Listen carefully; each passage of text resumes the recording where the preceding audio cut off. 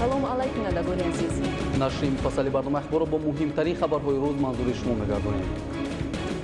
субҳи имрӯз асосгузори сулҳу ваҳдати миллӣ, пешвои миллат, президенти ҷумҳурии Тоҷикистон муҳтарам Эмомалӣ Раҳмон бо раисони ноҳияҳои Рашт, Тоҷикобод, Нуробод, Сангвор, Лахш ва Файзобод суҳбати телефонӣ анҷом доданд ва ҳисоботи онҳоро доир ба вазъи кишти зироатҳои баҳорӣ шуниданд. роҳбари давлат муҳтарам Эмомалӣ Раҳмон раисони ноҳияҳои зикршударо вазифадор намуданд ки маъракаи кишти зироатҳои баҳориро дар муҳлати кӯтоҳтарин ба анҷом расонида, махсусан ба васеъ кардани зироати асосии кишоварзии минтақаҳои мазкур, картошка ва бо риояи қоидаҳои агротехникӣ баландбардоштани ҳосилнокии он эътибори аввалиндараҷа диҳанд. шарҳи мавзӯи дигар. терроризм ва экстремизм ҳамчун вабои аср ба амнияти ҷаҳон ва сокинони сайёра таҳдид карда барои башарият хатари ҷиддӣ дорад. дар ин раванд ҳифзи истиқлолияту озодӣ, сулҳу субот, ваҳдати миллӣ, қарзи шаҳрвандӣ ва вазифаи ҳар як сокини ватандӯсту хештаншинос ба ҳисоб меравад. ҷумҳурии Тоҷикистон дар радифи дигар кишварҳои ҷаҳон бо ин зуҳуроти номатлуб мубориза бурда баҳри пешгирии паёмади ногувори ин гуна амалҳо талош менамояд. иброҳим Назлузода гузориш медиҳад. ҷумҳурии Тоҷикистон барои таҳкими пояҳои истиқлолияти давлатӣ, пойдории ваҳдати миллӣ ва таъмини суботи комил барои пешгирӣ аз байн бурдан ва несту нобуд кардани омилҳои манфии сиёсии ҷомеаи имрӯза, махсусан терроризму экстремизм, пайваста тадбирҳои муассир амалӣ менамояд. дар ҷаҳони муосир равандҳо ва зуҳуроте мавҷуданд ки на танҳо ба як кишвар ва ё минтақа, балки ба тамоми кишварҳои ҷаҳон ва дар маҷмӯъ ба кулли мардумони сайёра таҳдид мекунанд. яке аз чунин зуҳуроти номатлуб ки хатари минтақавию байналмилалиро ба бор оварда дар ҳама минтақаҳои олам тамоюли паҳншавиро дорад, терроризм ва экстремизм мебошад ки боиси таваҷҷӯҳи ҳаматарафаи созмону ташкилотҳои байналмилалӣ ва давлатҳои ҷаҳон гардидааст. ҳарчанд падидаҳои ҷойдошта мавҷуди ин аср нестанд, вале дар баробари асли нав симои навро ба худ гирифта, моҳияти онҳо шакли муташаккилтару мураккаби зоҳиршавиро пайдо кардааст. таъссубгароӣ, ифротгароӣ, гаравиш ба гурӯҳи ифротӣ ин як зуҳуроти ё як падидаи номатлуби ҷомеаи муосир аст. ҳарчанд ки барои ифротгароии ҷавонон маҷмӯи омилҳои гуногун мусоидат мекунанд, лекин ҳама ин омилҳои иқтисодӣ, сиёсӣ вобастагӣ доранд. агар шумо мушоҳида карда бошед, аксарияти ҷавононе ки ба гурӯҳи ифротӣ пайвастаанд, ба доми тарғибгарони гурӯҳи ифротӣ дохил мешаванд. роҳи асосии пешгирии ҷавонон барои воридшавӣ ё шомилшавӣ ба гурӯҳи ифротгароӣ ин пеш аз ҳама баланд бардоштани тафаккури илмии онҳо мебошад. ҷаноби олӣ пешвои миллат дар ҳар як баромади худ қайд мекунанд ки бояд аҳли зиё ба баланд бардоштани тафаккури илмии ҷавон таваҷҷӯҳи ҷиддӣ зоҳир намоем. ба ҳамин хотир тарбияи миллӣ бояд ки дар рӯҳияи ватандӯстӣ, худшиносии миллӣ, дар рӯҳияи ҳуввияти миллӣ сурат гирад. идеяи асосии муттаҳидсозандаи ҷомеаи мо бояд ин ҳисси ватандӯстӣ бошад. имрӯз ва дар оянда низ терроризм ва экстремизм ҳамчун хавфноктарин таҳдидҳо барои инсоният ва ҷомеаи умумибашарӣ боқӣ монда, бо истифода аз технологияи муосир ки бо суръат рушд намуда истодааст, тарзу усулҳои нави истифодабариро ба худ касб мекунад. терроризм худ падидаи номатлуби ҷомеаи навин буда, фаҳмиши он дар содир кардани ҷиноятҳои вазнин аз қабили қатлу куштори инсон, ба гаравгон гирифтани одамон, тарконидани иншоотҳои гуногуни истеҳсолӣ ва маишиву фароғатӣ, рабудани воситаҳои гуногуни нақлиётӣ ва амсоли инҳо дониста мешавад. экстремизм бошад хислати ҷудоихоҳӣ, ифротгароӣ ва иғвоангезиро доро буда, бо терроризм алоқаи ногузастанӣ дорад. бо тавзеҳи дигар, мақсад ва оқибати экстремизм ин терроризм аст, вале дар умум чунин баҳогузорӣ мебояд намуд ки ҳар ду ба истилоҳ комилан хатари калони парокандагиву бесарусомониро доро буда, оқибати басо нанговар доранд. чуноне ки сарвари давлат, пешвои миллат муҳтарам Эмомалӣ Раҳмон аз минбари баланди созмонҳои бонуфузи байналмилалӣ пайваста иброз медоранд. терроризм ба ягон дин, мазҳаб ё миллат хос нест, яъне террорист ватан, миллат ва дину мазҳаб надорад. аз ин рӯ ҳар фарди соҳибшуъур ва бо маърифати ҷомеа, махсусан ҷавононро ки қисми асосии ҷамъиятро ташкил медиҳанд, месазад ба ин афкори барғалати чеҳраҳои сиёсии ноаён фирефта нашаванд, дар ҷустуҷӯи омӯзиш аз барнамоӣ ва ғанигардонии маърифати ахлоқӣ, ҳуқуқӣ ва сиёсии хеш бошанд, то дар таҳкими суботи комили сиёсии Тоҷикистони азиз поягузор бошанд. чунки суботу амнияти Тоҷикистон, устувории ҷойгоҳи Тоҷикистон дар сатҳи ҷаҳонӣ ва амнияту осудагии марзҳои давлатии ҷумҳурии Тоҷикистон барои ҳар яки мо арзиши муҳим ва калидӣ доранд. иброҳим Назлузода, Баҳодур Ҳасанзода, Ахбор. фазо ва имкониятҳои нави сармоягузорӣ баҳри рушди ҳамкориҳо байни Тоҷикистону Озарбойҷон, таҳкими ҳамкориҳои дуҷониба, муаррифии имконоти ду давлат дар бахшҳои гуногун, аз ҷумла сайёҳӣ, нақлиёт, энергетика ва саноат аз зумраи мавзӯъҳои муҳими форуми сармоягузории Тоҷикистон буд. шарҳи бештари мавзӯъ дар гузориши Манучер Ализода. дар китобхонаи миллии форуми сармоягузории Тоҷикистону Озарбойҷон доир гардид. ҳадаф аз баргузории чорабинии мазкур тақвияту таҳкими ҳамкориҳо дар истифодаи имкониятҳои сармоягузорӣ дар соҳаҳои гуногун аз ҷумла саноат, сайёҳӣ, нақлиёт, энергетика ва рушди содирот аст. дар форум беш аз 200 нафар аз ҳар ду ҷониб аз масъулони вазорату идораҳо, соҳибкорону сармоягузорон ва намояндагони ширкату корхонаҳои гуногуни фаъолияти хоҷагидории Тоҷикистону Озарбойҷон иштирок намуданд. зимни суханронии иштирокчиён қайд гардид ки дар соли гузашта гардиши молу маҳсулот байни ду давлат $6.2 миллион ташкил додааст ва форуми мазкур такони ҷиддиест ҷиҳати тақвият бахшидани муносибатҳо дар ин самт барои соли равон ва солҳои оянда. мақсади ҳар як созишнома, мақсади ҳар як намоишгоҳ, мақсади ҳар як вохӯрӣ ё ки форумҳо ё ки мақсади ҳар як бастани меморандумон пеш аз ҳама ҳамкории дуҷониба мебошад, барои рушд додан, барои вусъат додани ҳамкориҳо мебошад. дурнамои ҳамкориҳоро иштирокчиёни форуми мазкур барои ҳар ду ҷониб самараноку ояндадор арзёбӣ намуда, ҳамкориҳои гуногунҷанбаи байни ду давлат ба сатҳи сифатан нав баромада, баргузории чунин чорабиниҳо ба рушди ҳамкориҳои дуҷонибаи иқтисодию тиҷоратӣ, баланд бардоштани нерӯи содиротӣ, ҷалби сармояву воридоти технологияи муосир ва тақвияти ҳамкориҳои дуҷонибаи иқтисодию сармоягузорӣ мусоидат менамояд. Таҷикистонская индустрия туризма и азербайҷанская тур Тоҷикистону Озарбойҷон ду давлати ба ҳам дӯст ва бародаранд ва мо метавонем ҳамкориҳои минбаъдаи худро хубтар бароҳмонем, аз ҷумла дар рушди сайёҳии ду кишвар низ. мо вобаста ба имконоти сайёҳии Тоҷикистон маълумот дорем ва дар ин бахш метавонем ба натиҷаҳои назаррас ноил гардем. яке аз масъалаҳои дар самти мазкур ҳалталаб ин роҳандозӣ намудани хатсайри мустақим байни давлатҳои мо мебошад. бо амалисозии ин ҳадаф мардуми ду кишвар метавонанд аз таъриху фарҳанги якдигар бохабар бошанд. дар ҳафти форум ба намояндагони давлати Озарбойҷон фазо ва имкониятҳои сармоягузорӣ дар соҳаҳои сайёҳӣ, саноат ва энергетика, хизматрасонӣ ва дигар соҳаҳо муаррифӣ карда шуда, лоиҳаҳои муштараки ҳамкорӣ мавриди баррасӣ қарор гирифтанд. дар поёни форум дар доираи чорабинии мазкур байни субъектҳои бахши давлатию хусусии ду давлат санадҳои нави ҳамкорӣ ба имзо расонида шуд. форуми сармоягузории Тоҷикистону Озарбойҷон муаррифии имконоти сармоягузории ду давлат ва ба имзо расондани санадҳои ҳамкорӣ дар бахшҳои гуногун барои боз ҳам бештар муаррифӣ намудани имконоти Тоҷикистон ба ҷаҳон ва васеъ намудани ҳамкориҳо бо шарикони рушд дар 4 моҳи соли сипаришаванда ин аллакай чорабинии сеюм аст ки дар ҷумҳурӣ баргузор мегардад. баргузории форумҳои мазкур ҷиҳати рушди иқтисодиёти мамлакат ва дар маҷмӯъ боло бурдани сатҳи зиндагии мардум мусоидат мекунаду равона шудааст ва яке аз принсипҳои сиёсати пешвои миллат муҳтарам Эмомалӣ Раҳмон ин ба муваффақиятҳои ба даст омада иктифо накарда, балки фаъолияти баъдиро беҳтару бештар ба роҳ мондан аст ки баргузории чорабиниҳои байнидавлатӣ ва байналмилалӣ дар Тоҷикистон ва ҳамчунин ташаббусҳои ҷаҳонии ҷаноби олии муҳтарам Эмомалӣ Раҳмон бозгӯи он аст. муносибатҳои ҷумҳурии Тоҷикистон ва Озарбойҷон ба марҳилаи сифатан нав ворид мегардад. далели ин гуфтаҳо баргузории форуми сармоягузории ҷумҳурии Тоҷикистон ва Озарбойҷон аст. дар ин форум бештар аз 200 нафар соҳибкор ва сармоягузори ҳар ду кишвар иштирок намуда масъалаҳои мавриди назари ҳар ду ҷонибро мавриди баррасӣ қарор доданд. дар натиҷа миёни бахшҳои давлатӣ ва хусусии ҳар ду кишвар якчанд созишномаи ҳамкорӣ ба имзо расонида шуд. پس از انجام قسمت رسمی فروم سرمایه‌گذاری تاجیکستان و آذربایجان، پنل علیحده در ساحه‌های مورد توجه صورت گرفته. در ادامه واخوری دو جانبه صاحبکاران دو دولت در قالب صاحبکار با صاحبکار برگزار شد. در ادامه میان صاحبکاران و سرمایه‌گذاران و نمایندگان شرکت و کارخانه‌های ساحه‌های گوناگون فعالیت خوجگیداری تاجیکستان و آذربایجان در ساحه‌های صنعت، نقلیات، کمونیکاسیا، خوراکواری، سیاحی و دیگر ساحه‌ها صنعت‌های نوی همکاری امضا شد.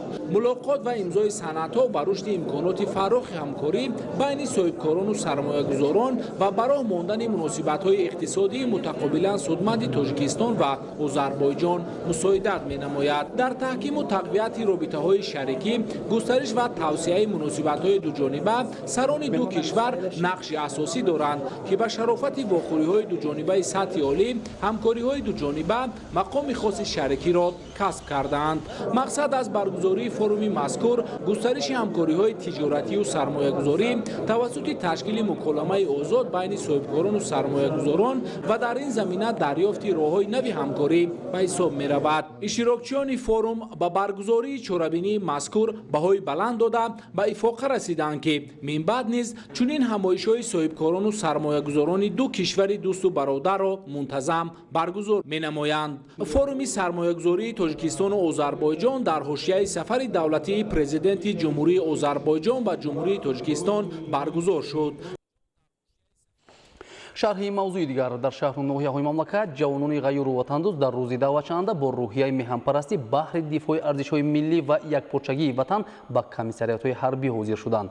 نوازکاران با افتخار و سربلندی ادای خدمت حربی را در صف قوه‌های مسلح جمهوری تاجیکستان رسالت جوانمردی هر فرد وطندوز عنوان می‌نمایند. گزارش خبرنگاران ما. این جوانان گروهی صاحب اختیاران از شهر و ناحیه‌های ولایت ختلانند که با قلب‌های پر از فرح و نشاط و شادمانی برای حمایت مرز و بوم اجدادی به خدمت وطن می‌روند. به سن خدمت دعوتی رسیده آماده‌اند که قرض جوانمردانه خویش را در نزد مادر وطن سربلندانه ادا کنند. این جوانان زاده استقلال بوده ارزش‌های ملی و عمومی بشری و مقدسات سرزمین را اولاتر از همه چیز دنیا می‌دانند. برابر آغاز دعوت جوانان این جانب چندی از ناحیه‌های ولایت ختلان در روز نخستین دعوت امسال نقشه گسیل نوازکاران را به سامان رسانیدند. همچون جوان تصمیم گرفتم که به صف قوه‌های مسلح جمهوری تاجیکستان داخل شده سربلندانه ادای خدمت می‌نمایم. ارتش ملی جمهوری تاجیکستان در زمان مشکل تاریخ از صفر تأسیس یافته با تلاش‌های خاصی اساسگزار صلح و وحدت ملی پیشوای ملت پرزیدنت جمهوری تاجیکستان محترم امامعلی رحمان به یک نیروی توانا و نهاد پرقدرت دولتی تبدیل یافته است. میل و رغبت جوانان سال از سال جهت وارد شدن به صف قوه‌های مسلح جمهوری تاجیکستان بیشتر می‌گردد. جوانان ولایت ختلان ارزش‌های عمومی ملی و هر ذره خاک وطن را مقدس شمرده آماده‌اند که بر دفاع خلق و وطن سینه سپر کنند. طور تاکید گردید خدمت در صف قوه‌های مسلح جمهوری تاجیکستان مکتب بزرگ مردانگی و امتحان جدی حیات برای هر یک جوانمرد محسوب می‌یابد. محض در صف ارتش ملی جوانان با ننگ و ناموس وطن همه جانبه آب و تاب یافته صداقت و وفاداری و امنیت حیات آسایشته ساکنان را درک می‌کنند. طوری از سخنرانی‌های خود جوانان دعوت شونده معلوم گردید آنها آماده‌اند که با مسئولیت بلند وظیفه‌های خدمتی را ادا کرده بهر پیشگیری عمل‌های نامطلوب و تامین آسایشتگی مردم سعی و تلاش نمایند. فرزندان عزیز، یک چیز را به شما گفتنی هستم که خدمت در صف قوه‌های مسلح این مکتب مردانگی است، مکتب شجاعت و دلیری است. فرزندان عزیزم، آن همون گریه بیخش طفلکان، خنده کودکان، شوخی بازی جوانان، آرامانه سر به بالین ماندن مادران همه از شما وابستگی دارد. شما اگر صادقانه و صاف دلانه در صف قوه‌های مسلح خدمت نمودید، همه ما آرامانه تنج و آسوده در اینجا زندگی و عمر رو به سر میبریم. مقامات اجرایی حکومت دولتی ولایت ریاست جوانان و ورزش همزمان کمیساریات حربی ولایت ختلان با نودعوت شدگان قدرشناسی کردند. هنرمندان ریاست فرهنگ ولایت ختلان و شهر بختر مراسم عنعنوی گسیل جوانان را به خدمت مادر وطن در سطح بلند اجرا کردند.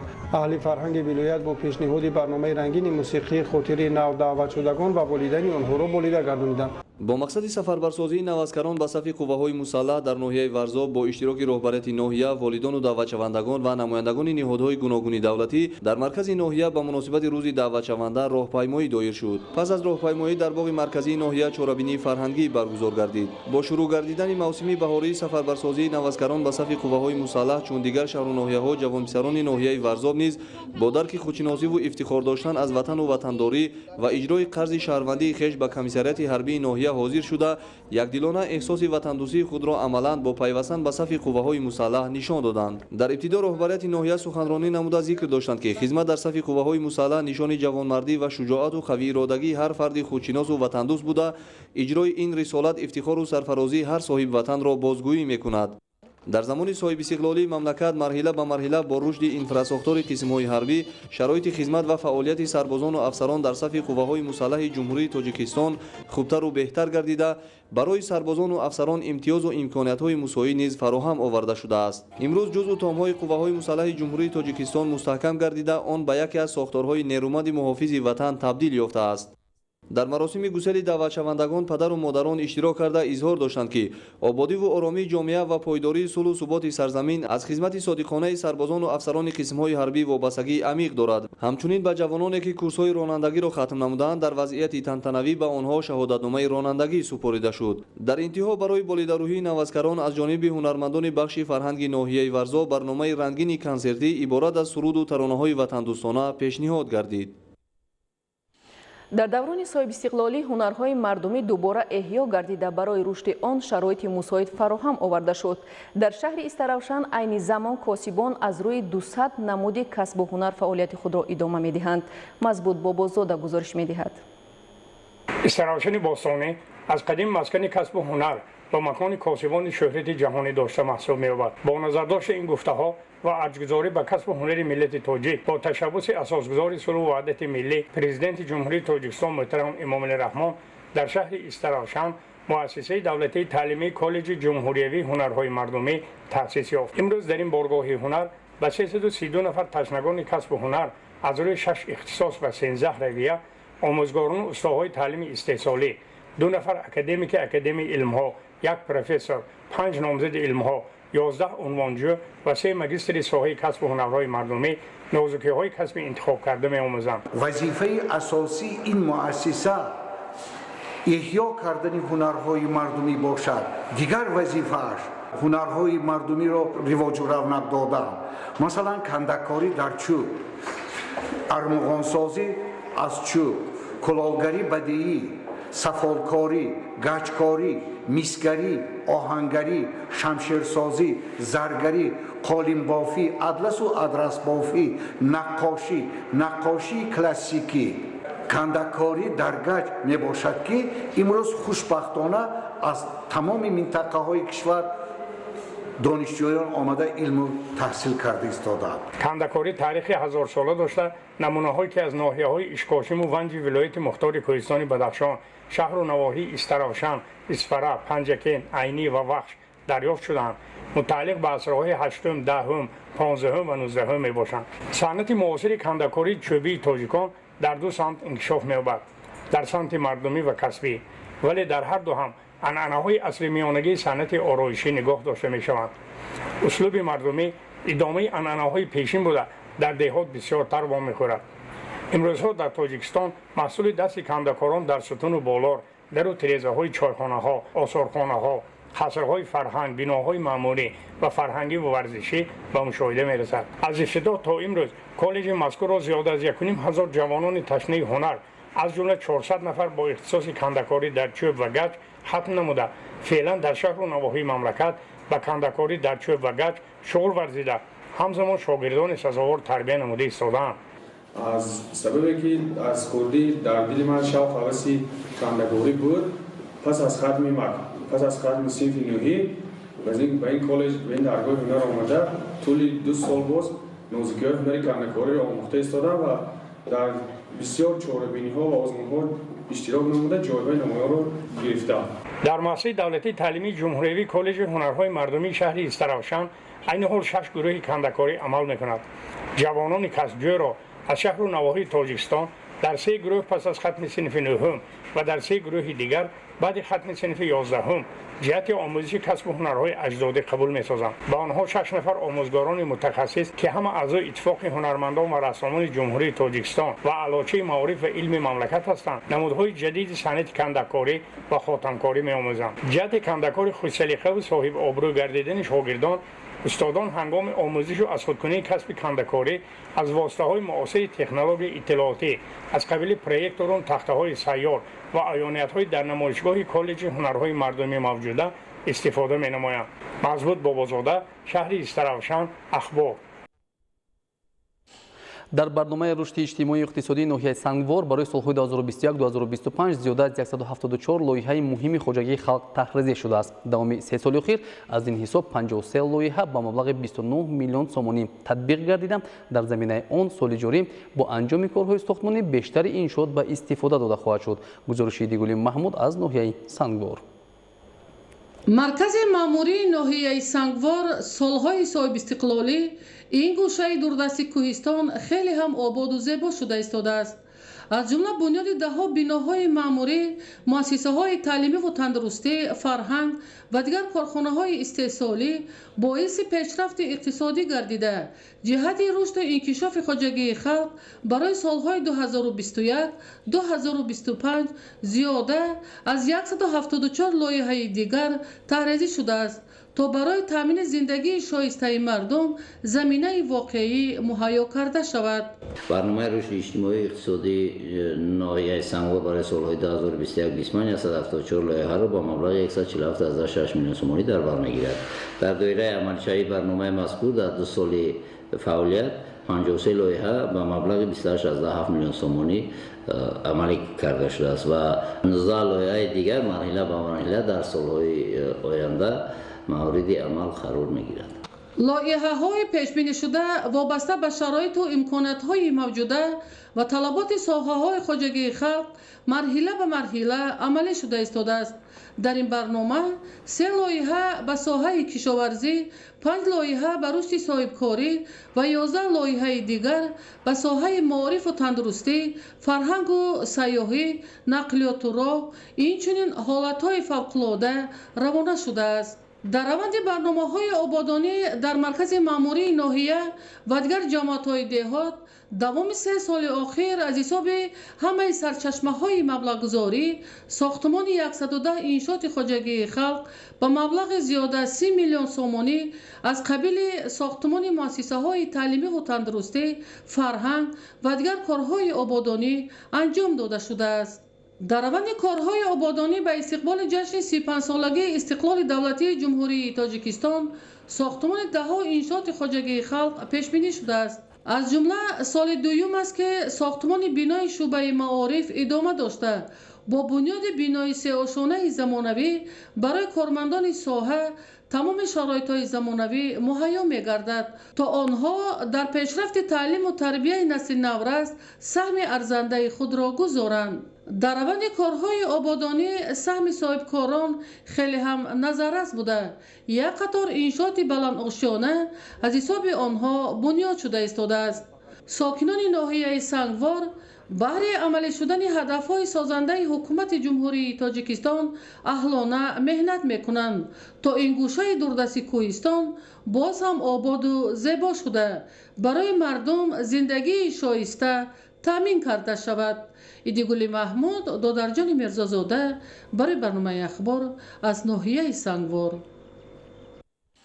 استفاده بازی‌های کامپیوتری، دیدن فیلم‌های دارای خصوصیت زورآوری و از معیارهای اخلاقی بیرون متاسفانه امروز برای بعضی از نابالغان و جوانان مایه شوق و تماشا گردیدند که این به حالت روانی نورست تأثیری منفی می‌رساند. از تصویب قانون جمهوری تاجیکستان درباره مسئولیت پدر و مادر در تعلیم و تربیت فرزند 11 سال سپری شده باشد هم تا حال پدر و مادرانی هستند که مهمیت قانون مذکور را درک نمی‌کنند. گزارش منوچهر سلیمان. استفاده هر گونه بازی، فیلم‌های دارای خصوصیت زورآوری و از معیار اخلاقی بیرون متاسفانه امروز برای بعضی از نابالغان و جوانان مایه شوق و تماشا گردیدند. با گفته روانشناسان محض چنین بازی‌ها بر روح و روان انسان، مخصوصا نابالغ که هنوز انکشاف نیافتند، تاثیر منفی رسانیده، عاقبت آنها را به صادر نمودن هر گونه عمل‌ها بر ضد خانواده و جمعیت وادار می‌سازد. کودکانی که سن تا مکتبی هستند، حتی مکتبی هستند، یعنی مشغول میشوند با تلفن بازی در محیط تا خانوادگی و اگر کمتر کلانتر باشند و در سن مثلا مکتبخوانی باشند میروند به مرکزهای دلخوشی و کامپیوتری که اونجا هر گونه بازی‌های هستند که به تفکر و اندیشه کودک تاثیر منفی میرسانند، به همین کارها مشغول میشوند. یعنی همه این آینده برای به وجود آوردن یک نسل خودشناس و خودآگاه و تفکر و اندیشه ملی داشته تاثیر منفی میرسانند. یکی از سبب‌هایی که نابالغان دست به حقوق ویرانکنی و دیگر کارهای نامطلوب میزنند، این پیش از همه بی‌طرفی پدر و مادران در تربیت فرزند میباشد. از تصویب قانون جمهوری تاجیکستان درباره مسئولیت پدر و مادر در تعلیم و تربیت فرزند 11 سال سپری شده باشد هم تا حال پدر و مادران هستند که از مهمیت قانون مذکور رعایت نمی‌کنند و عهده‌داری‌های خود را در تعلیم و تربیت اجرا نمی‌نمایند، در حالی که این قانون باید دستور روی میزی هر خاندان باشد. مقصد از قبول نمودن این قانون هم این تربیت کامل، تربیت در روحیه وطن دوستی، پیش از همه احترام گذاشتن به خود همون پدر و مادر است. از سبب اون اگر امروز پدر و مادر مثلا بی اهمیتی میکنه نسبت به فرزند خود، فردا که اون بالغ گرد پیش از همه یکمین اون با پدر و مادر خودش به احترام میکنه. به همین خاطر مقصد از قبول نمودن این قانون هم یعنی تربیت درست در روحیه وطن دوستی، ارزش‌های ملی، عموما احترام به خود پدر و مادر همون نابالغ است. تمام نهادهای جامعه شهروندی خصوصا از سطح مثلا پدر و مادر و شخصان آنها را عوض کننده، پرستار، وصیان و مقامات محلی حکومتی دولتی، مقامات خودرکنی شهروندی و دیگر مؤسسه‌ها موظف و وظیفه‌دار گردیدند که برای تطبیق مقررات قانون چاره‌های سروقتی اندیشند. در صورت اجرا نکردن طلبات قانون در خود قانون مذکور چاره‌های تامین کننده اجرای سند میراثی مقرر شده است، یعنی برای با جوابگری کشیدن هم طریق کدکس ویرانکنی ماموری جمهوری تاجیکستان با جواب که باعث جوابگری ماموری و در بعضی حالات‌ها که باعث عقوبت‌های وزین می‌گردد، باعث جوابگری جنایتی می‌گردد. بعد وارد گردیدن تغییر و علاوه‌ها به قانون نام برده 17 می سال 2018 از ساعت 18 حضور نابالغان به مرکزهای دلخوشی و کامپیوتری منع کرده شده است، اما تا حال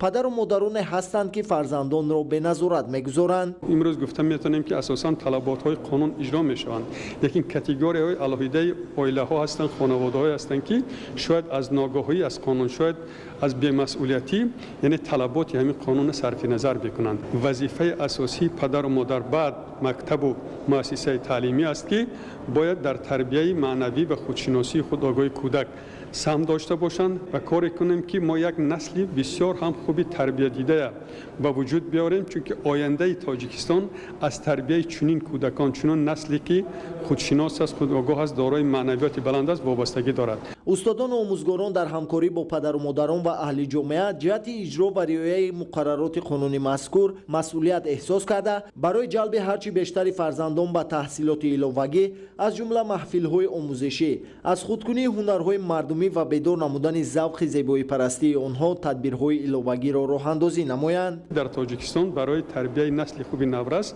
یک چند آزمون‌ها پیشنهاد شدند و امروز عملی گردیده ایستادند، از جمله فروغ سوپی دانایی، آزمونی مثلا تاجیکستان وطن عزیز من، سالهای 2020-2040 همچنین سالهای رشدی علم‌های دقیق، ریاضی و دیگر، یعنی چندین آزمون‌هایی که پیشنهاد شدند، از جمله به دانندگان مثلا کتاب تاجیکانی باباجان غفورov نیز آزمون علاهیده بود.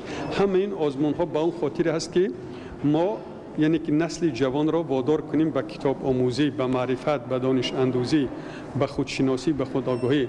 از همه گرانترین برای انسان این وقت است. برای این ضرور است نورسان و جوانان را میباید هر لحظه وقت را ثمره‌ناک استفاده کرده علم آموزند، صاحب کسب گردند، زبانهای خارجی را از خود کنند، هنرمند باشند، با ورزش مشغول شده آینده با زحمت و تلاش‌های سازنده و اقدام و تشبس‌های بنیادکارانه دیار اجدادی خویش را آباد و پرچم دولت تاجیکان را باز هم بلندتر بردارند. منوچهر سلیمان، بهادر قربانزاده، اخبار. در بینای مقامات پروکراتورای ولایت مختار کوهستانی بدخشان همایش علمی برگزار گردیده وابسته به رعایت قانون جمهوری تاجیکستان درباره مسئولیت پدر و مادر در تعلیم و تربیت فرزند، تنظیم عنعنه و جشن و مراسم، اینچنین پیشگیری جوانان از شامل‌شوی به حزب و حرکت‌های تندرو معروضه‌ها کرده شد. گزارش خبرنگاران ما. در مجلسگاه پروکراتوری ولایت مختار کوهستانی بدخشان مجلس هیئت مشاوره پروکراتوری ولایت برگزار گردیده. در کار آن نتیجه جنبست فعالیت پروکراتوری ولایت عاید به تامین ولایت قانون، تحکیم قانونیت، حمایت حقوق و آزادی‌های انسان و شهروند، پرزور نمودن مبارزه بر ضد جنایتکاری در 3 ماهه یکم سال 2023 مورد بررسی و محاکمه قرار داده شد. پروکراتوری ولایت فعالیت خود را در اساس دستور سپارش‌های پرزیدنت مملکت، قرارهای هیئت مشاوره پروکراتوری گنرالی بر راه مانده در دوام 3 ماه سال 2023 نسبت به همین دوره سال گذشته خوبتر فعالیت نموده. جهت رعایت و تامین اجرای طلبات‌های قانون‌های عملی کننده درباره تنظیم عنعنه و جشن و مراسم‌ها، مسئولیت پدر و مادر در تعلیم و تربیت فرزند، درباره عهده‌داری‌های حربی، تنظیم اسعار، مبارزه با کروپسیا و پیشگیری آن، مبارزه با جنایتکاری، علل خصوص مبارزه با جنایت‌های خصوصیت تروریستی و اکستریمیستی داشته، جنایتکاری در بین نابالغان و جوانان، پیشگیری نشامندی و مبارزه بر ضد گردش غیرقانونی مواد نشادار، شامل شوی جوانان به هر گونه حزب و حرکت‌های افراطی، به برنمودن سر و لباس به فرهنگ ما بیگانه، پیشگیری افراطگرایی و در مجموع رعایت طلبات‌های قانون‌های عملی کننده کارهای نظررسی را انجام داد. در اساس نقشه تصدیق نموده سرفرمانده قوه‌های مسلح جمهوری تاجیکستان گنرال ارتش محترم امومعلی رحمان و با مقصد عملاً سنجیدن آماده‌باشی ارتش ملی از اول ماه اپریل سال 2023 در مشق‌های نظامی حرب میدان و سنبوله و حدود 25 شهر و ناحیه ولایت ختلان با جلب ساختار و مقامات دولتی و قدرتی و جزء تام‌های قوه‌های مسلح تاجیکستان و روسیه تدبیرهای مدافع حدودی، مشغولیت‌های آمادگی سفربری و مشق‌های مشترک عملیات استراتژی عملی کرده شد. گزارش در این خصوص.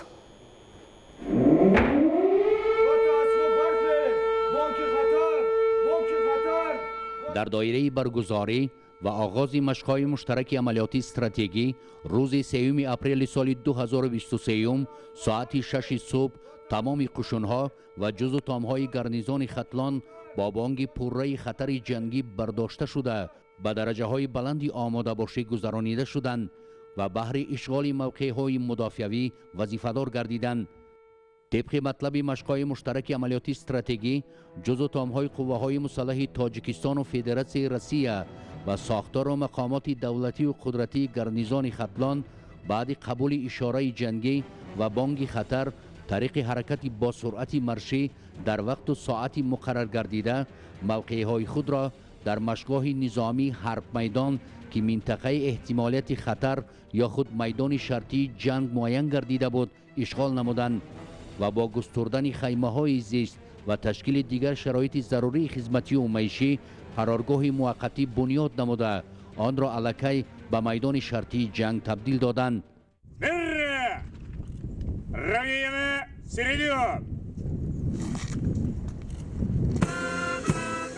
بعد از بود و باش هیئت نیروهای مسلح تعیین شده قبل از شروع نمودن به کارکرد مرحله های مشق‌ها و عملا تطبیق نمودن مطلبی به عنصرهای ضد تروریستی پیش بینی شده در میدان حدود مشق‌گاه نظامی حرب میدان صف آراستند و چون عنعنه با صدای سرودهای ملی و در یک وقت با برداشتن پرچم‌های دولتی بر آزمایش مشترک وسیع نظامی آغاز رسمی بخشیدند.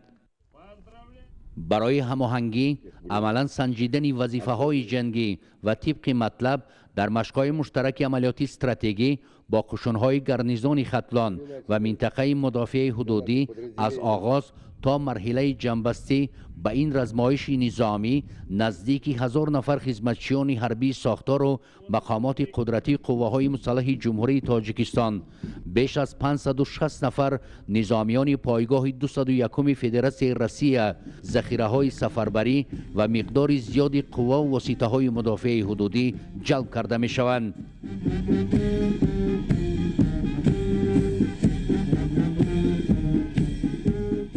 عموما در برابر جلب بیش از 50,000 نفر هیئت شخصی در گارنیزون ختلان همزمان در میدان‌های شرطی جنگ علیه دشمنان احتمالی یا خود هدف و نشانه ها نزدیک 700 عدد تکنیک های زیرپوش جنگی و مخصوص، 250 عدد توپ یا خود واسطه های ارتیلری، 768 عدد تکنیکه های اتومبیلی، 20 عدد اویاسیون جنگی و نقلیاتی از جمله چرخبال های می 8 می 24 هواپیماهای قیرکننده و بمب انداز و جنگی و تعلیمی L-39 سو 24 سو 25 سلاح و مهمات مختلف حاضر زمان حربی و دیگر لوازمات مخصوص نظامی در این مشق‌های مشترک عملیاتی استراتژی استفاده می‌شوند.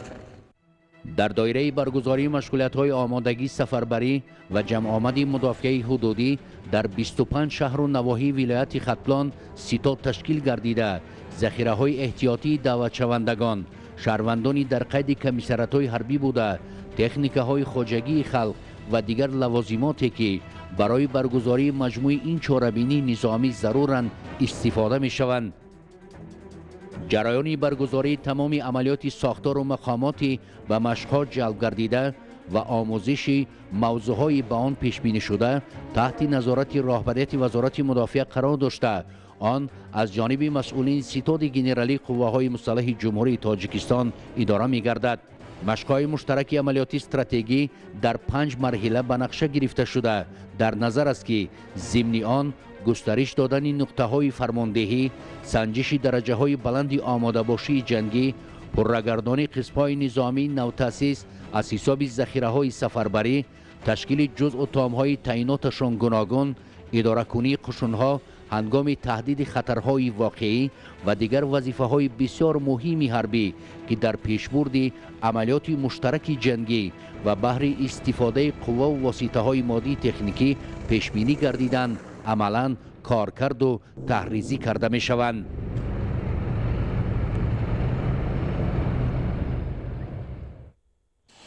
موضوع دیگر دستگیری یتیمان و بپرستاران در محور سیاست اجتماعی حکومت جمهوری تاجیکستان قرار داشته با در نظر داشت بهسازی سطح و صفت خدمت رسانی ها به آنها در مؤسسه های اجتماعی شرایط معاصر مهیا کرده می شود. این نوبت طبق دستور و هدایت های رهبریت دولت و حکومت مملکت و رهبریت شهر دوشنبه از جانب مؤسس جمعیت دارای مسئولیت محمود سرمنزل عضو مجلس وکیلان خلق شهر دوشنبه محمود مرادوف با یک چند مؤسسه های اجتماعی توانبخشی مملکت اشیاء ضروری و مواد اوزقه دسترس کرده شد. تفصیلات در این خصوص. دسترسی به تجهیزات موثر، دستگاه‌ها و لوازمات توانبخشی، امکانات بود و باش و صفت خدمت‌رسانی‌ها در مؤسسه‌های اجتماعی باز هم خوبتر و بهتر گردانده می‌شوند. مؤسسه دولتی شفاخانه شهری پرستاری همشیره‌های شفقت در شهر دوشنبه در این نقطه قریب 100 نفر نگاه‌بین، طبابت و به توانبخشی فرا گرفته می‌شوند که اکثر آنها احتیاجمند و قبلا بی‌سرابان بودند. در اساس غمخوری‌های رهبریت دولت و حکومت مملکت با مقصد ثمرانوکی فعالیت این گونه مؤسسه‌ها که مرحله به مرحله تحکیم بخشیده می شود، این نوبت در اساس دستور از جانب رهبر جمعیت دارای مسئولیت محدود سرمنزل عضو مجلس وکیلان خلق شهر دوشنبه محمود مرادوف برای باشندگان شفاخانه شهری پرستاری همشیره‌های شفقت با ارستن خون طبق درخواست شروع از آینه نیدگون درزمال و دیگر مهمات روزگار تا به عروبچه‌های میوبی دسترس کرده شد.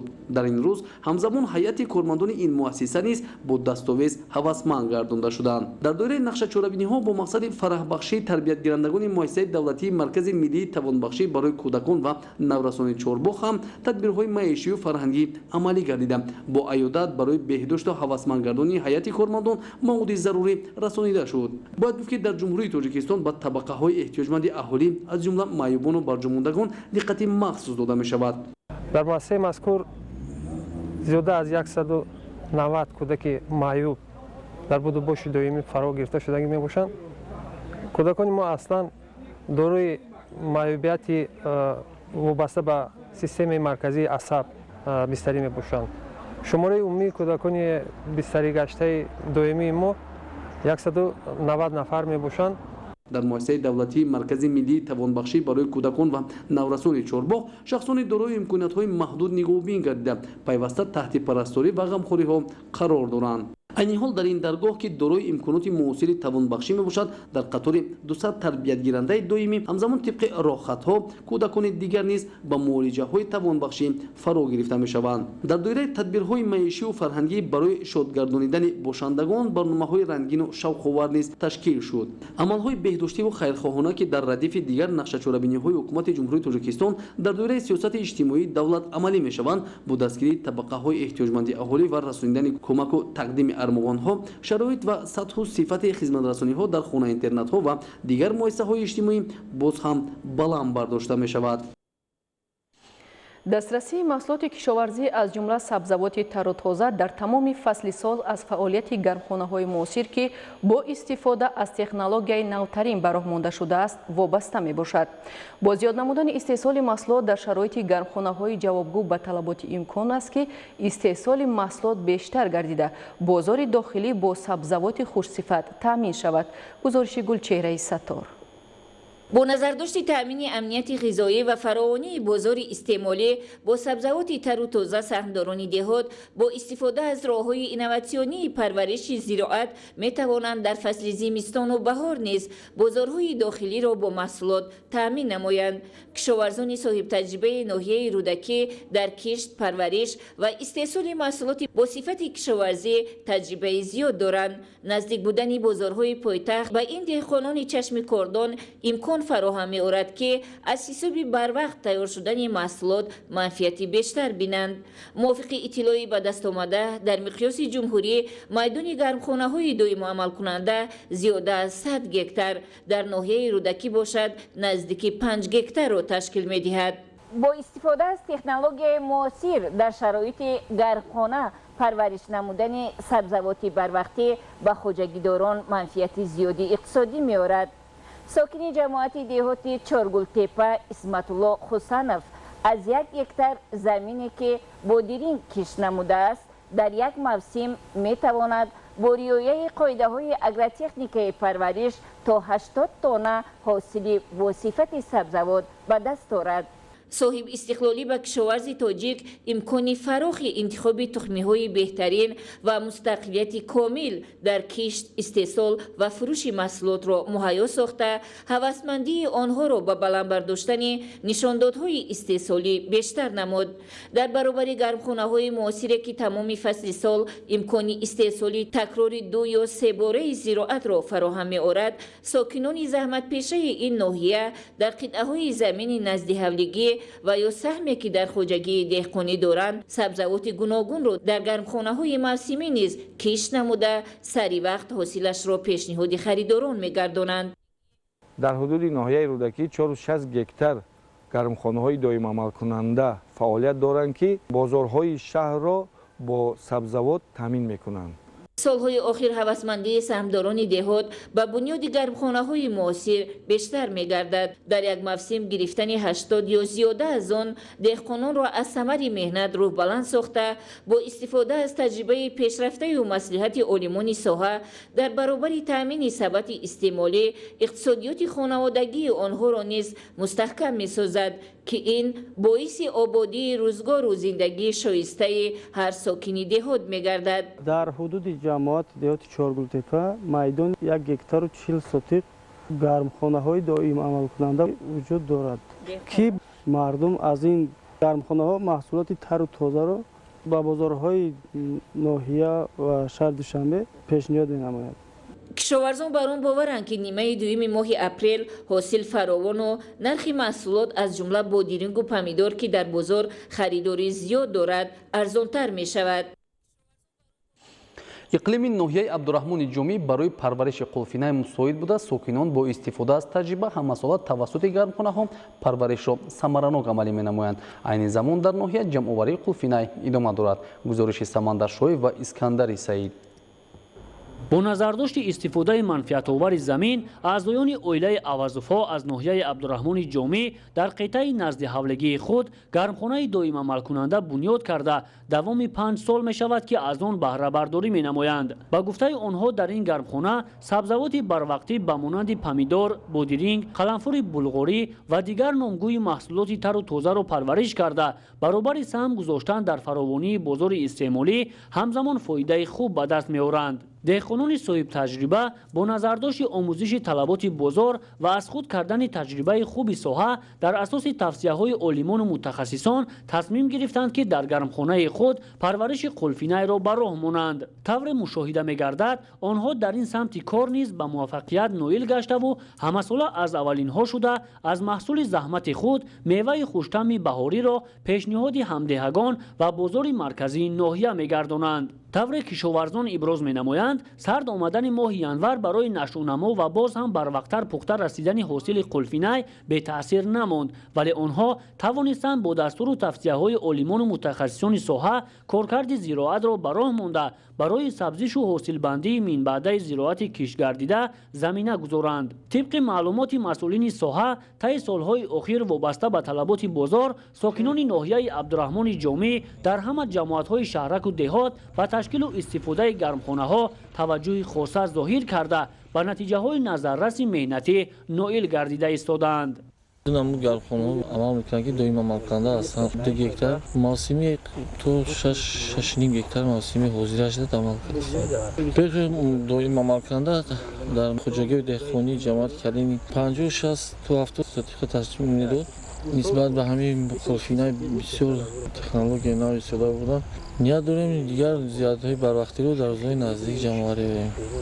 искандар авазов дар баробари истифодаи замини назди ҳавлигии хеш ҳамчунин дар ҳудуди ҷамоат як қисмат замини корамро ба иҷора гирифта дар он парвариши қулфинай ва дигар маҳсулоти полезиро ба роҳ мондааст. тавре ӯ иброз дошт соли ҷорӣ аллакай маротибаи панҷум аст ки аз ин гармхонаҳо ҳосил ҷамъоварӣ карда пешниҳоди харидорон намудаанд. тавре деҳқонон изҳор доштанд ҳамасола на танҳо бозорҳои ҳудуди ноҳия балки берун аз онро низ бо ин намуди маҳсулоти барвақтӣ таъмин месозанд ва ният доранд дар оянда масоҳати гармхонаҳоро васеъ намуда ба ин васила боз ҳам ҳаҷми истеҳсолро зиёд ва фаровонии бозорро ба ин навъи маҳсулот таъмин намоянд. самандар шоев, искандари саид, ноҳияи абдурраҳмони ҷомӣ, ахбор. иқтидори содиротии тоҷикистонро асосан канданиву минералҳои кӯҳӣ, сангҳои гуногуни қиматбаҳову ороишӣ, маҳсулоти баландсифати саноатӣ ва меваву сабзавоти аз ҷиҳати экологӣ тоза ташкил медиҳад ки таваҷҷӯҳро бештар менамояд. барномаи давлатии рушди содироти ҷумҳурии тоҷикистон барои солҳои 2021-2025 пешбинӣ гардидааст ки барои содироти маҳсулоти ватанӣ мусоидат хоҳад кард. гузориш дар ин хусус. сар аз замину боғу роҳ то ба табиату обу кӯҳҳои осмонбӯси тоҷикистон дар худ ганҷинаи бузургро ниҳон доранд ва имконияту шароит ҳам ҳамасола барои коркарду мавриди истифодабарӣ қарор додани ин боигариҳо фарроху мусоид гашта истодааст. потенсиали содиротии тоҷикистонро асосан канданиву минералҳои кӯҳӣ, сангҳои гуногуни қиматбаҳову ороишӣ, маҳсулоти баландсифати саноатӣ ва меваву сабзавоти аз ҷиҳати экологӣ тоза ташкил медиҳад ки таваҷҷӯҳ ҳам барои харидориву дастрассозии онҳо дар бозорҳои дохилӣ кам нест. ташкилу мукаммалсозии як низоми миллии содиротӣ ки ҷавобгӯ ба ҳамагии хостаҳои байналмилалӣ бошад ба хотири дастрассозии ҳарчи бештари маҳсулоти тоҷикистон ба харидорони хориҷӣ феълан бо дастури бевоситаи президенти мамлакат муҳтарам Эмомалӣ Раҳмон идома дорад ва то имрӯз механизми мукаммали рушд ҳам дар ин самт ташкил гардидааст. содагардонии расмиёти содиротӣ ва ташкили механизми дастрасии саривақтӣ ба дархости хориҷиён барои харидории ин ё он маҳсулот ба амалишавии барномаи давлатии рушди содироти ҷумҳурии тоҷикистон барои солҳои 2021-2025 пешбинӣ гардидааст, мусоидати амиқ хоҳад кард. агентии содироти мамлакат мегӯяд ки то ба имрӯз дар самти рушди содирот натиҷаҳои хуб ҳам рӯи даст аст. масалан аллакай бо хадамоти гумруки федератсияи россия тавофуқоте ҳосил гардидааст ки молу маҳсулоти тоҷикистон аз як нуқта то нуқтаи дигар минбаъд бе назорати гумрукӣ содирот карда мешавад ва ҳоло барои равнақ додани боркашонии молу маҳсулот гуфтушунӣ ҷиҳати дастрассозии нақлиёти муосири пуриқтидори яхдондор аз ҷониби агентии содирот идома дорад. сафари раиси ҳукумати федератсияи россия михаил мишустин низ ба тоҷикистон барои рушди кушодани имкониятҳои нави содироти маҳсулоти тоҷикистон мусоидат кард, зеро дар ҳамин доира роҳбарияти агентии содироти тоҷикистон бо маъмурияти губернатор ва ҳукумати кишвари отой мулоқот анҷом додаву барои рушди додугирифти дутарафа ба тавофуқот ҳам расиданд. кишвари олтой барои ташкили корхонаи муштараки коркарди меваю сабзавоти барвақтӣ дар ҳудуди тоҷикистон таваҷҷӯҳи зиёд зоҳир карданд ва барои содироти кафолатноки он ба мамлакати олтой ба мувофиқа расиданд. дар ҳамин доира меҳмонон аз иншооти бахши кишоварзӣ ва шарту шароити нигоҳдории маҳсулот дар вилояти хатлон дидан карда созишномаи ҳамкориро низ ба имзо расониданд. ҳамин гуна корхонаи воҳиди давлатии тоҷ агропромекспорти агентии содир ва торгова закупочная сеть сибир ки таҳвилкунандаи яклухти маҳсулот ба шабакаҳои савдои кишварҳои алтай, красноярск ва вилоятҳои иркутску кемероваи федератсияи русия мебошад, минбаъд дар асоси шартнома содироти маҳсулоти кишоварзии ватании тару тоза ва хушконидашуда, инчунин маҳсулоти тайёри ғизоӣ бахусус шарбатҳои табиӣ ва сабзавоту меваҷоти консервакунонидашударо ба ин минтақа ба роҳ мемонад. айни замон агентии содироти мамлакат ба хотири роҳандозии фаъолияти мунтазами долонҳои сабзи нақлиётӣ ки омили калидии рушд додани тиҷорат дониста мешавад корбарӣ доранд ва дар ин баробар содагардонии расмиёту бартарафсозии дигар омилҳои монеа эҷодкунанда давра ба давра анҷом дода мешавад. аз он ки чораандешиҳо дар самти баландбардоштани содироти маҳсулоти тоҷикистон ба дигар давлатҳо алалхусус дар шакли маҳсулоти ниҳоӣ мушаххасу тибқи нақшаи рушд аст, метавон гуфт ки дар солҳои баъдӣ ҳам бозорҳои нави тиҷоратӣ барои содиркунандагони ватанӣ боз мегардад ва ҳам ҳиссаи ин бахш дар маҷмӯи гардиши савдои хориҷии тоҷикистон ба таври чашмрас боло бардошта мешавад. дар баробари истифодаи заминҳои васеъ, кишту парвариши маҳсулот дар қитъаҳои назди ҳавлигӣ омили фаровонҳосилӣ ва даромаднокии оилаҳо мебошад. дар ноҳияи Ҷаббур Расулов ва ноҳияи Бобоҷон Ғафуров оилаҳо дар замини назди ҳавлигӣ кишту парвариши маҳсулоти барвақтиро бо ташкили гармхонаҳои хурд низ ба роҳ монданд. гузориши Маҳмуд Аҳмадзода ва Илёс Бобоҷон. дар ҳамин шаклҳои хоҷагидории шаҳру ноҳияҳои вилояти Суғд соли равон дар майдони 174310 гектар заминҳои корам кишти баҳорӣ гузаронида мешавад ва алҳол дар хоҷагиҳо маҳсулоти барвақтӣ ки бо усули хоса аз зери пленка сурат мегирад гузаронида шуда кишти пахта низ идома дорад. дар баробари истифодаи заминҳои кушод аҳолии хоҷагиҳои ёрирасон қитъаҳои наздиҳавлигиро истифода бурда барои таъмини иловагии оила дар ин заминҳо кишту парвариши маҳсулоти кишоварзиро ба роҳ монданд. таъмини як қисми бозори истеъмолии шаҳру ноҳияҳои вилояти Суғд бо маҳсулоти барвақтӣ дар охири фасли баҳор ва аввали тобистон аз кори пурсамар ва меҳнату таҷрибаи кишоварзони ҷамоати деҳоти деҳмои ноҳияи Ҷаббур Расулов, ҷамоати деҳоти Ёва, Ғозиён, Зарзамин ва ҷамоати Хисиварз унҷи ноҳияи Бобоҷон Ғафуров амалӣ мешавад.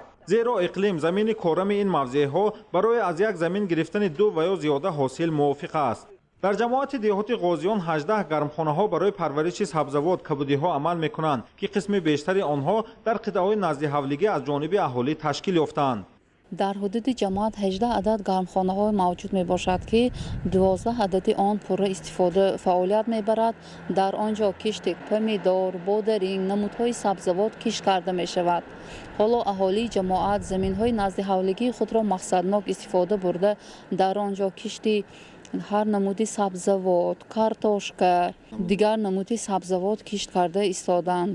ҳамаи тадбирҳои киштикори авлибаҳорӣ барои даромади ҳар як хонавода, хоҷагӣ ва ҳам таъмини бозори истеъмолӣ муҳим мебошад. дар хоҷагиҳои ёрирасон ки ҳамчун замини президентӣ маъруфанд, кишти картошки барвақтӣ дар он таҷрибаи чанд соли охир аст. که ثمره آن در آخر فصل بهار با تیار شدن و به بازار برآوردن آن دهقانان را به این کار وادار نموده است. یعنی استفاده تجربه های نو در کشت و پرورش امکان فراهم آورده است که در یک سال 3 مراتبه حاصل به دست آورند. کشتی کاری بر وقتی کارتوشک سر کردیم، حساب هوا سر آمدنش به وقتر مال شناندیم میمونه. ماهای فوریه 15 20 اصل ما سیام چهارم یارد میشناندیم. بعدی کارتوشک خواهی کش میکنیم. بعدی وای ثانی وای کشتی سیام میشه توربو شلغم میکنیم. در جماعت دهات دهمای ناحیه جبار رسولوف امروز هر یک عائله مسئولیت استفاده قطعه‌های نزد حملگی را درک نمودند و در زمین در اختیار داشته پرورش محصولات بروقتی را راه‌اندازی نمودند. خصوصا تشکیل گرمخانه‌های خرد که برای در فصل زمستان اول بهار استحصال سبزیجات قریب در هر عائله چنین تجربه عمل می‌کند. گرمخانه‌ها وسیله تامین با شغل دائمی پیشبرد زندگی به حساب می‌رود. در جماعت دهمای زمین‌ها ثمرناک استفاده برده می شود. از یک زمین تا 3 حاصل گرفته می شود. مثلا کشتی اولین کرم، کبوتی ها کشت کرده می شود. این کشتی کارها اساسا در قطعه نزد حولگی کشت کرده می شود. در هر یک عائله زمین ثمرناک استفاده می برند و همین خیلی کشتی کار در هر یک عائله گذرانده می شود. از سبب سرد آمدن فصل زمستان کشتی بروقتی در قطعه‌های نزد حولگی 10-15 روز دیرتر آغاز یافته امروز نشونمای خوب دارند و با کارکرد زمین آب و غذادهی اهالی امیدوارند که امسال نیز حاصل خوب به دست می‌آورند. جاری نمودن اصولهای معاصر در پرورش زراعت گوناگون از جمله استفاده از تکنیک‌های نوین ساحوی در روند شودگاری زمین‌های پخته و کشت آن از عامل‌های مهمی بلند برداشتن حاصلناکی دانسته می‌شود. در همین زمینه رهبریت کارخانه واحد دولتی جمهوری تاجیک اگرلیزینگ واردات تکنیک‌های گوناگون کشاورزی را با مقصد دستگیری خواجگیداران مملکت ادامه داده دسترسی آنها می‌نمایند. امروزها خواجگیداران شهر و ناحیه‌های مملکت روند شودگاری زمین‌های پخته و کشت آن را با استفاده از تکنیک‌های معاصر انجام می‌دهند. گزارش در این خصوص. رهبریت کارخانه واحد دولتی جمهوری تاجیک اگرلیزینگ با مقصد عملی نمودن دستور و سفارش‌های رهبریت عالی حکومت مملکت جهت انجام دادن شودگاری با صفت زمین‌های پخته و دیگر زراعت در چقری 40-45 سانتی متر و بلند برداشتن حاصلناکی از جمهوری‌های بلاروس، چین و فدراسیون روسیه تراکتورهای پراقتدار دارای 90 103 و 212 قوه اسب را وارد نموده است که امروزها در خواجگی‌های دهقانی شهر ناحیه‌های کشور ثمرناک استفاده برده می‌شوند. تراکتورهای مذکور شودگاری زمین را طبق طلبات اگروتکنیکی انجام داده برای نشونمای پخته که از جمله زراعت تکنیکی محسوب می‌یابد زمینه فراهم می‌سازد. در شرایطی که موسم پخته‌شینانی آغاز گردیده است، خواجگیداران پخته‌کار شهر و ناحیه‌های ولایت‌های ختلان و سوخت توسط این تراکتورها زمین را شودگار نموده برای کشت پخته که از جمله زراعت‌های تیررشه میباشد آماده می‌نمایند. اینچنین کارخانه برای کشت با صفت پخته تخم پوشک‌های زیر پلیونکگی را از جمهوری مردمی چین وارد نموده است که در موسم کشت پخته به طور وسیع استفاده برده می‌شوند. امروزها در خواجگی‌های پخته‌کار جمهوری از جمله در ناحیه‌های دنگره، واسع، دوستی، کوشانیان، جلال‌الدین بلخی ولایت ختلان و باباجان غفوروفی ولایت سوخت کشت پخته توسط تخم پوشک‌های زیر پلیونکگی با مرام ادامه دارد. اگر سال‌های پیش برای کشت پخته زحمت و مصرف‌های زیاد صرف می‌گردید، امروز با استفاده از تخم پوشک‌های معاصر کار پخته‌کاران به مراتب آسان گردیده است. تخم پوشک‌های مذکور با نظرداشت طلبات پخته‌کاران ساخته شده همزمان برای بلند گردیدن حاصلناکی زمین‌های پخته ثمرناک ارزیابی می‌گردند. یکی از برتریت‌های تخم پوشک زیر پلیونکگی از آن عبارت است که تخم لوچک چیگیت را دقیق در مسافه 10 سانتی متری به زمین پاشیده در یک هکتار 20 کیلوگرم چیگیت و 80-85 کیلوگرم پلیونکا صرف گردیده مسافه بین جویک‌ها طبق معیارهای کشت پخته 60 سانتی متری را تشکیل می‌دهد. چنین طرز کشت زیر پلیونکا امکان می‌دهد که حاصلناکی پخته بلند برداشته شود. ما باید همین تکنولوژی استفاده بریم که بر وقت بکوریم، بر وقت پخته برآمده حاصل دراید و حاصل نغز گیریم و حاصل بر وقت جمع کرده و دیگر کارهای انجام بدهیم. متخصصان انجینیر تکنیک تاجیک اگرلیزینگ برای صرفه وقت و سوزشواری با تخم پوشک زیر پلیونکگی تغییرات وارد نموده در قفای تخم پوشک در دو طرف و وسط جهت آبدهی و کارکرد منبعده پخته آلات‌های جویک‌کشی را وصل نمودند که این کار به پخته‌کاران از جهت مالی و صرفه وقت منفعت زیاد می‌آورد. اینچنین تخم پوشک مذکور بسیار ساحه بوده تا قد کشیدن نیهال‌های پخته بین قطارها را نرم کرده همزمان به بیخ نیهال‌های پخته آذوقه می‌دهد. ظرف‌های آذوقه دهنده هر کدام گنجایش 30 کیلوگرمی نوری را دارا میباشند. تخم پوشک مذکور غیر از تخم چیگی دیگر زراعت‌ها را با تغییر دادن مکانیزم‌ها می‌کند. این نوع تخم پوشک برای خواجگی‌های پخته‌کار و سبزوارکار جمهوری بسیار مؤثر و فایده آور است. نکته دیگری برتری تخم پوشک مذکور از آن عبارت است که کار دستی یعنی یگانه کنی نهال‌های پخته که زحمت زیاد را طلب می‌نماید از بین می‌رود و علف‌های بیگانه زیر پلیونکه پوسیده بر نشونمای بهتری آن زمینه مساعد فراهم می‌آورد. منفیت این سلک‌ها در این که ما سری وقت زمین تیار کرده می‌کنیم پلیونکا نمناکی زمین تبدیل می‌کنه خاک گرم نگه می‌داره در مسافه 10 سانتی متر یک تا می‌کنیم که ما را کار یگانه را آسان می‌کنه. راهبریت تاجیکرگلی زنجیت تامین نمودن خواجگیداران مملکت با تکنیک و ماشینالات معاصر بسیار ساحه در نزد خود مقصد گذاشته است که من بعد نیز واردات تراکتورهای تسمه‌چرخ پراقتدار و دیگر تجهیزات معاصر از جمله تخم پوشک‌های زیر پلیونکگی را ادامه داده در بلند برداشتن حاصلناکی زمین‌های پخته و دیگر زراعت‌ها از بین بردن کارهای دستی و مهمتر از همه تامین امنیت آذوقه‌واری سهم گذار باشد. ҳамасолат дар мавсими баҳор обшавӣ бо шиддати барф ва боришоти зиёд боиси обхезӣ ва омадани сел шуда ба иншооти муҳими хоҷагии халқ хисорот мерасонад. дар вилояти хатлон якчанд мавзеъ осебпазир мавҷуд аст ки ҳукумати ҷумҳурии тоҷикистон бо мақсади пешгирӣ аз ҳолатҳои омадани сел ва бартарафсозии омилҳои он пайваста тадбирҳои зарурӣ меандешад. гузориши ҳамкоронамон аз раванди корҳои соҳил мустаҳкамкунӣ. ҷумҳурии тоҷикистон дорои табиати гуногун буда ҳамасола дар минтақаҳои мухталифи он ҳолатҳои фавқулодаи дорои хусусияти табиӣ дошта ба қайд гирифта мешавад ки дар натиҷа хисороти ҷониву молӣ ба миён меояд. ҷиҳати анҷом додани корҳои пешгирии эҳтимолии сар задани офатҳои табиӣ бахусус дар натиҷаи боришоти зиёд баланд гардидани сатҳи оби дарёҳо ва дигар омилҳои ба ин монанд корҳои лозима анҷом дода мешавад. طبق اطلاع مسئولین ساحه در شهر و ناحیه‌های ولایت ختلان با درازی 147 کیلومتر و 550 متر ساحل‌های خوفناک موجود میباشد که همساله در چنین موضع‌ها توسط ساحل بندی تا اندازه احتمال رفنشوی ساحل رود و دریاها پیشگیری کرده می‌شود. از همه منطقه‌های خوفناک در شهر و ولایت ختلان که احتمالیت شستشوی و تهدید به انشاءات‌های گیدرا تکنیکی و تهدید به منطقه‌های اهالی نشین دارند از آن در منطقه‌های کلوب در ناحیه کوشانیان موجود می باشد. وابسته به این یا ریاست در یک جایگی با اداره‌های زیرتابع خود طریق مکتوب طریق درخواست با مقامات اجرایی حکومت دولتی برای برطرف نمودن یا برای پیشگیری نمودن عاقبت‌های آفت طبیعی کاربری کرده ایستاده است. موافق معلومات آماری در 3 ماهه اول سال جاری توسط تشکیل حشرهای عاموی با اشتراک ساکنان در ولایت مسافه 2021 متر ساحل بندی کرده شده است که اساساً به شهر کلاب 165 متر،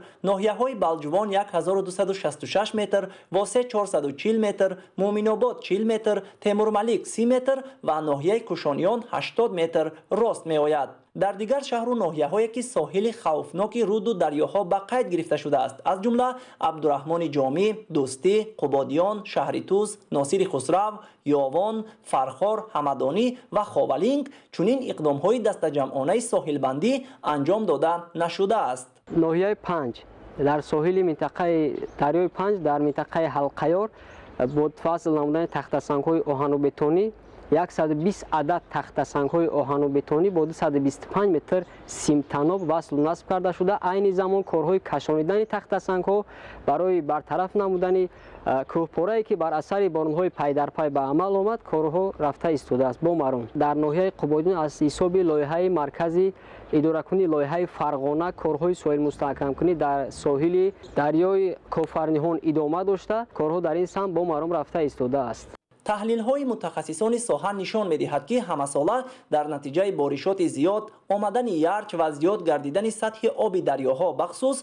در فصل بهار بر رخنه‌شوی ساحل و شستن زمین‌های کارم و دیگر بنا و انشاءات ساکنان باعث می‌گردد. از این لحاظ جهتی تا اندازه پیشگیری نمودن این عامل انجام سریع ساحل بندی منطقه‌های خوفناک ساحل دریاها مهم دانسته می‌شود. در اکثر شهر نوی ولایت ختلان در سال 2022 در نتیجه بارشات باران‌های پی در پی در نتیجه سیل فراوی از آن جمله در شهر کلوبوس و دیگر شهر نویو ضرر کلان اقتصادی و مالیاتی به شهر نویو رساندند. شستشوی ساحل‌ها از آن جمله زمین‌های کارآمد آبی در جمهوری تاجیکستان که رود و دریاها زیاد میباشند و با بلند گردیدن سطح آب آنها احتمالیت رخنه شدن ساحل به میان میآید. از این لحاظ حکومت جمهوری تاجیکستان پیوسته جهت انجام دادن کارهای ساحل بندی و دیگر عامل‌های پیشگیری کننده چاره‌اندیشی می‌نماید.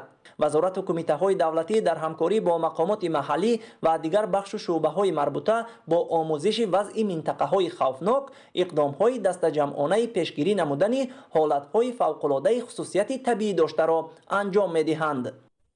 در منطقه کلوب ولایت ختلون موضعهایی که بسیار نسبتاً زیاد دچار میشوند سایه‌های ناحیه‌های کلوب و بالجوان، شمس‌الدین شاهین و حوزه‌های دریاهای پنج و سرخاب و یاخسو بوده بلند شدن مجرای آن میتواند به زمین‌های کشاورزی و منزل ساکنان شهر کلوب و ناحیه‌های واسع و فرخار بیشتر زیان رسانند. همساله ساکنان اکثر دهه‌های جماعت بلخابی ناحیه مومن‌آباد و شهر کلوب از بلند شدن سطح آب سوی تبلای در تشویش میباشند. با مقصد پیشگیری از خطر آبخیزی تا امروز در اکثر قطعه‌های این موضع با دستگیری حکومت جمهوری تاجیکستان، کمیته حالت‌های فوق‌العاده و مدافع گردشدنی اینچنین اداره دولتی بهداشت زمین و آبیاری ناحیه مومن‌آباد و شهر کلوب با استفاده از ماشین و مکانیزم لازمه تخت‌سنگ‌های آهن و بتونی گذاشته شده نصب آن در روزهای نزدیک پیش بینی شده است. طبق نقشه به قیده‌های به شهر کلوب منسوب بوده باید 500 دانه تخت‌سنگ تامین کرده شود ولی تا امروز 170 تای آن دسترس گردیده است که این وضع از جانب متخصصان منفی ارزیابی شده. تا حال به طور لازمه بنیاد نشدن سدهای سوی مذکور در صورت بارشات زیاد احتمال خطر را در پی دارد. در این برابر موجود پرتوها در سوی تبلای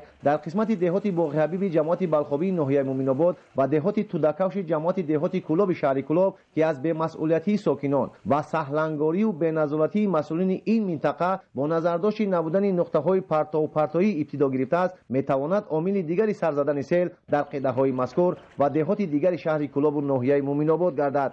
ساکنان جماعت دهات خدایا رجب ناحیه واسه که چند سال قبل از سبب زیاد شدن آب دریای یاخسو خسارات دیده بودند امسال با دستگیری حکومت جمهوری تاجیکستان مقامات اجرایی حاکمیت دولتی و متخصصان اداره دولتی بهداشت زمین و آبیاری ناحیه با مقصد پیشگیری از این حالت قسمت زیادی موضع‌های خطرزای دهه کوچه‌باغ جماعت مذکور را صد و تخت‌سنگ‌های آهن و بتونی گذاشته مساحتی بیش از 650 متر را که بر اثر باران‌های اول بهار بلندگار شده بودند با نصب آبراهای بتونی برقرار کرده بیش از 100 متر دیگر را که این موسم در دهات آسمانبیکه ناحیه واسع آسیب دیده بود کارهای بنیادی را با جلب تشکیلات و ساختارهای زیرتابه مقامات اجرایی ناحیه به طور متشکل به راه گذاشتند. بر اثر باران‌های پی در پی ماه مارس سال جاری بلندشوی سطح دریای یاخسو در موضع کوچه‌باغ جماعت خدایا رجبوف و مسافت 650 متر سدهای محافظتی خراب گردیده بود.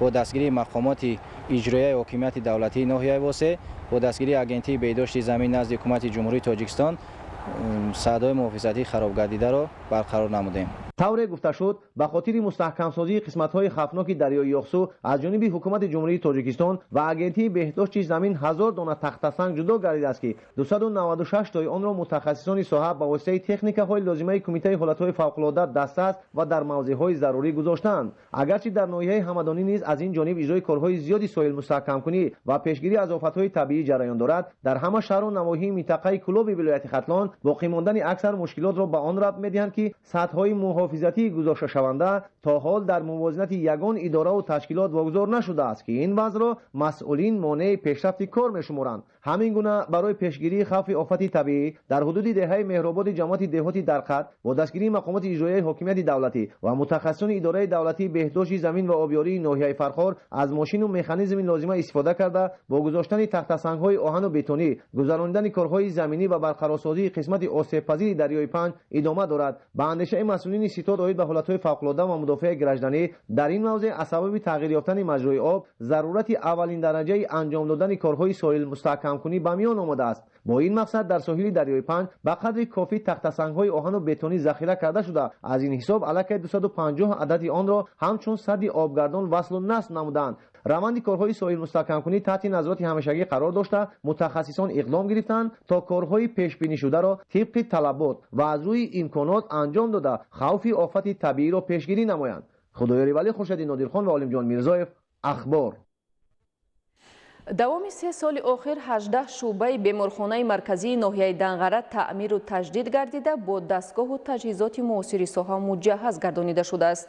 Дар беморхона табибони соҳибтахассус ба беморону корафтодагон хизмати босифати тиббӣ мерасонанд.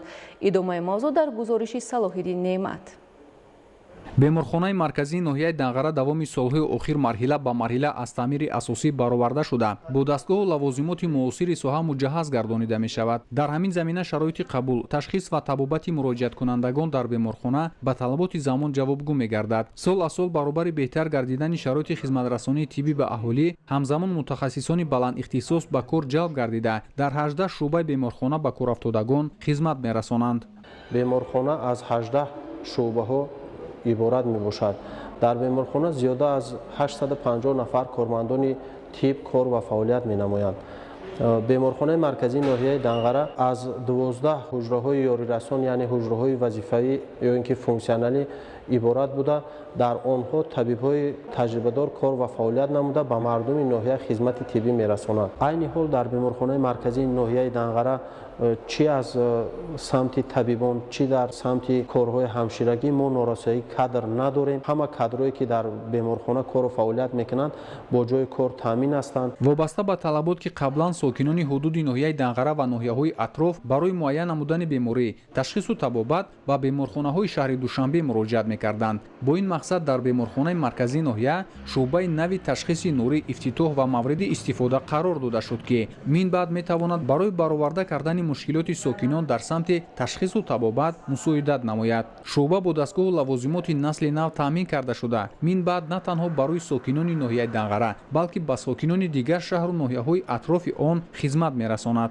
дар беморхонаи марказӣ маркази ташхиси нурӣ кушода шуд ки дорои таҷҳизотҳои гаронбаҳо, томографияи компютерӣ, томографияи магнитию резонансӣ ва 2 рентгени рақамӣ. мутахассисоне ки дар самтҳои таҷҳизотҳои нурӣ фаъолият мекунанд, ино дар хориҷи кишвар таҳсил намуда бо сатҳи баланд ва сифати хуб фаъолияти худро давом дода истодаанд. дар заминаи корҳои ободониву мусоидгардонии шароити хизматрасонии тиббӣ ба сокинон шуъбаи ёрии таъҷилии беморхонаи марказии ноҳияи Данғара аз таъмири асосӣ бароварда шуда барои саривақт қабулу муайян намудани ҳолати беморон мусоид гардонида шудааст. ҳамчунин шуъба дорои 11 нақлиёти ёрии таъҷилӣ буда ҳамарӯза тибқи муроҷиати сокинон хизматрасонӣ менамоянд. шуъбаҳои беморхона марҳила ба марҳила таъмиру таҷдид мегарданд. аз он ҷумла ҳамарӯза ки муроҷиаткунандагон ба шуъбаи қабул меоянд, барои онҳо шароити мусоиди қабул ва ташхису табобат бо таҷҳизоти муосири соҳа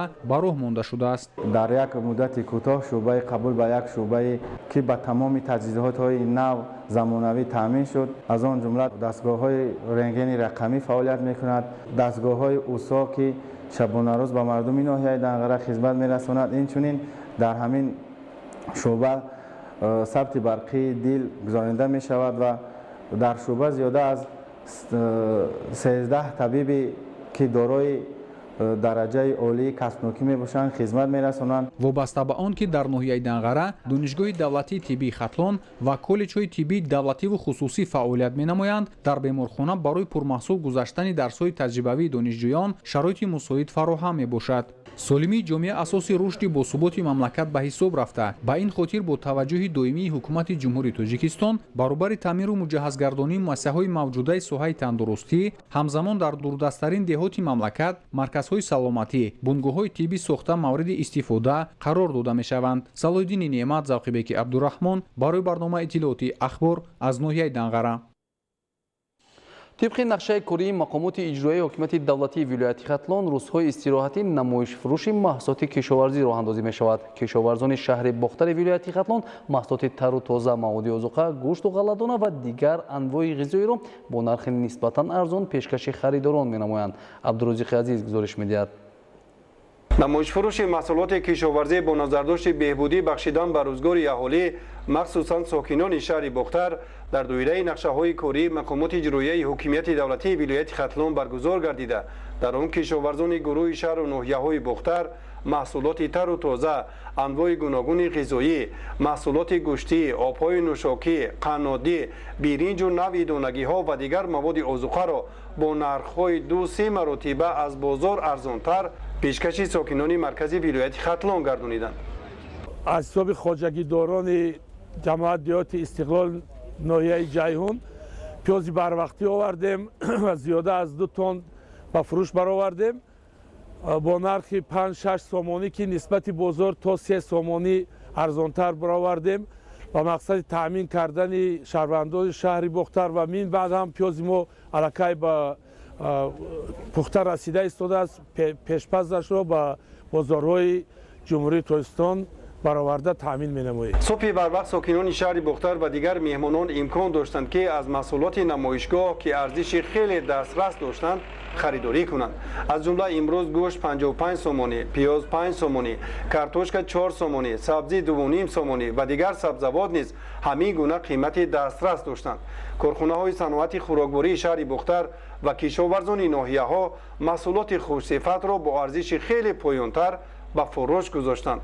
аз рӯи иттилои масъулини бахши кишоварзӣ ҳамин гуна намоишфурӯши маҳсулот то охири моҳи рамазон 3 маротибаи дигар баргузор гардида кишоварзони дигар шаҳру ноҳияҳо то 5 тоннагии маҳсулотро ба сокинони шаҳрнишини маркази вилоят пешниҳод менамоянд.